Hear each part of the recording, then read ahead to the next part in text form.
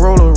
How you doing? Good morning. Welcome back to Tharp and Talks with Anthony. Today we're going to be having a conversation on my outreach and connections. I think that this is going to be a good conversation because I want to be able to give you guys insight on better communication tactics in regards to how you guys can engage with people, and hopefully, the working side can also be, a good side for your personal side. So when you're out there just living your own life, you're able to maneuver.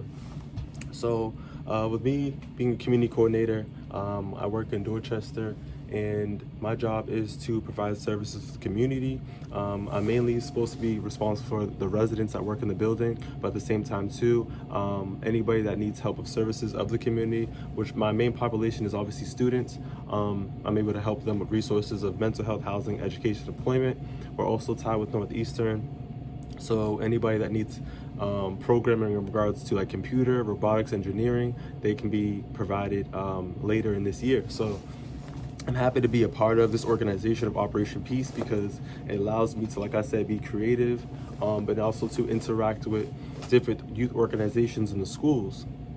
And in regards to outreach and connections is basically, spending some time to go out there in the field, go out there in the world, and just, see what other people got going on and just make a connection, So you go in there with your business card, you go in there presentable, and you want to make sure that your upkeep is good. I'm gonna put you guys onto game.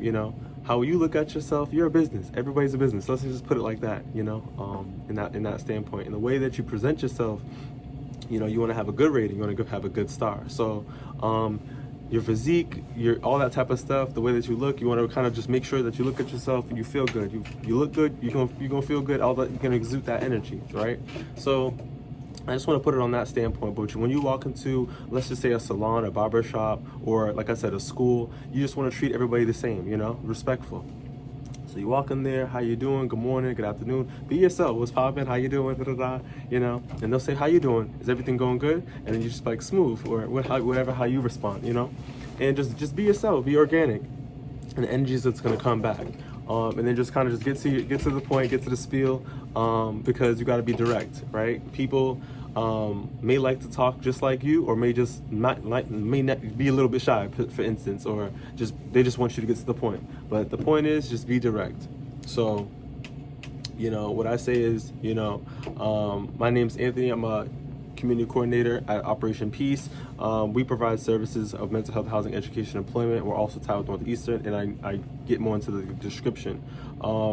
And what I'm here to do is I'm here to provide free services for the community. The population that we work with is between 6 to 26. And then we just, we break down into regards to like things of the needs, right? Such as like resume building, things that they could benefit from, whatever your business is, whatever your services are. And then you just get their contact. Sometimes they don't have business cards. You just ask them to write their information down on a sticky note, so their name, organization, so school, barbershop, whatever it may be, and then you get their phone number in addition to their email. And then you're able to, show you guys right here, but you're able to get an Excel sheet and kind of put the contacts there, and then also to get their role. So if they're teen director, executive director, a coordinator, family liaison, so a manager, so whatever the position is, so you're able to kind of have this. And as you kind of go, you have a list of people that are legitimate and are beneficial. I just want to be able to share this with you because I feel like as I'm doing this work,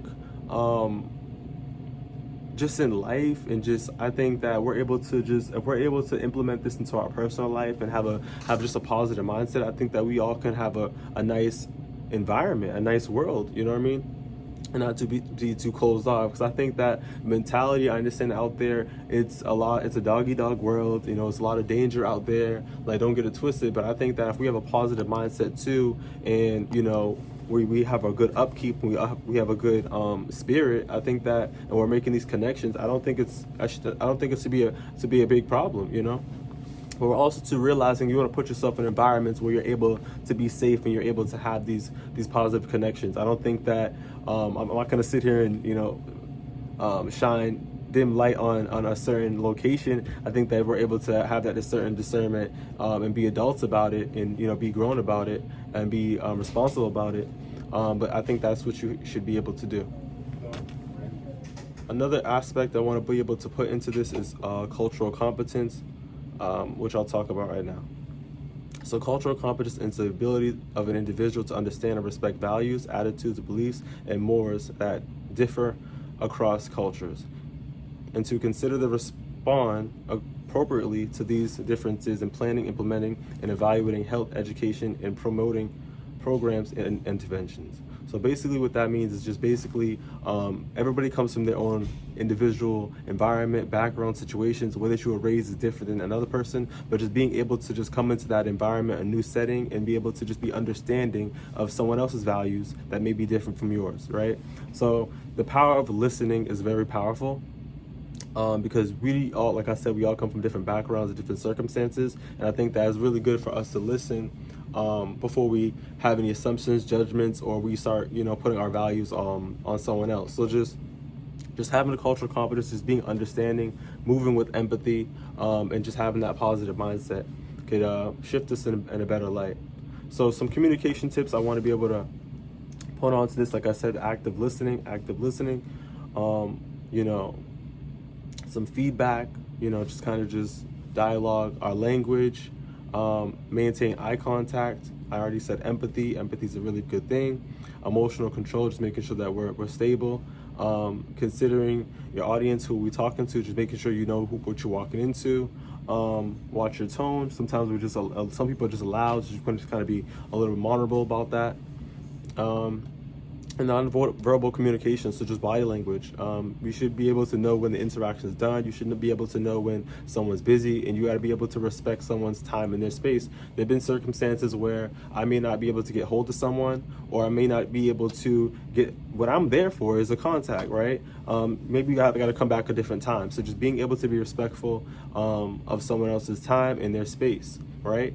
Because not everybody works on our time, and that's okay.